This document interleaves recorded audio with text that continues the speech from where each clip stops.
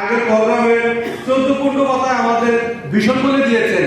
সেই ভিশন যদি আমরা মানি এবং আমাদের স্যার আজকে যে তার বক্তৃতায় যে বক্তব্য পেশ করেছেন, এটা কাগজ এবং কলমে রেখে যদি দেন তাহলে অন্য সংগঠনের মধ্যে আমরা সংগঠন।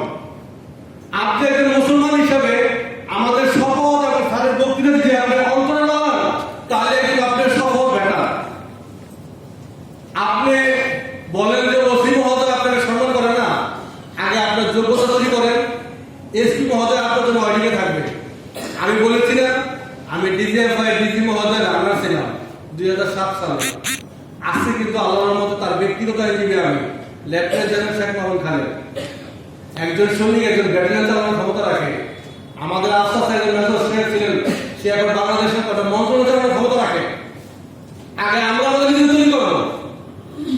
আর কিছুক্ষণ আগে আমাদের উপস্থাপক বলেছিলেন ফান্ডিং খরচ।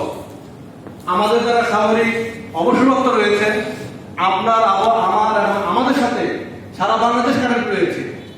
আমার ব্যক্তিগত ক্লায়েন্ট, কর্মকর্তা এবং নন কমিশন এভরিবডি রয়েছে। একজন সামরিক ওয়ার্ড জেসুস অনেকেই রয়েছে, তার অভিজ্ঞতার দাম নেই, সে রিটায়ার করে আসেন সিকিউরিটি গার্ড ইনচার্জ। আমার কাছে অনেক তথ্য রয়েছে, আমার সৈনিক ভাই পুলিশ কাজ করতেছে গাবতলীতে, অনেক অফিসার মহোদয় বিভিন্ন জায়গায় চাকরি করতেছে এবং সে প্রতারণাতে জড়িত। অতএব আমরা বলতে চাই কর্মকর্তা এবং ওয়ার্ড কেউ আমরা ভালো নেই। আমরা ভালো থাকবো আফসারের নেতৃত্বে।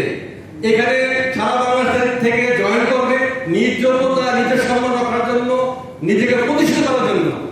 এবং আমি অনেক কথা বলে ফেলেছি, আমার টার্ন অফ সিরি হলে আপনারা আমাকে মাফ করবেন। যদি বেঁচে থাকি এবং সুস্থ থাকি, এই সংগঠন যদি তার আদর্শে অটল থাকে, সারা বাংলাদেশে আমাদের লোক আছে এবং লোক তৈরি হয়ে যাবে এবং সংগঠন পরিচালনার জন্য কোনো টাকার সমস্যা হবে না। টাকার কোনো সমস্যা হবে না যদি আমরা সৎ থাকি। টাকা অটো আসবে এবং টাকা দেওয়ার জন্য আমাদের যত নেতা আছে, কমান্ডাররা আছে, টাকাই দিবে আমাদের সম্মান রক্ষা করার জন্য, ভবিষ্যতে যারা তাদের সম্মান রক্ষা করার জন্য। আল্লাহ হাফেজ, আসসালামু আলাইকুম। ধন্যবাদ। আচ্ছা, আমরা প্রথম সেশনের শেষের দিকে আমরা গ্যাপ একটু করি, সবাই আবার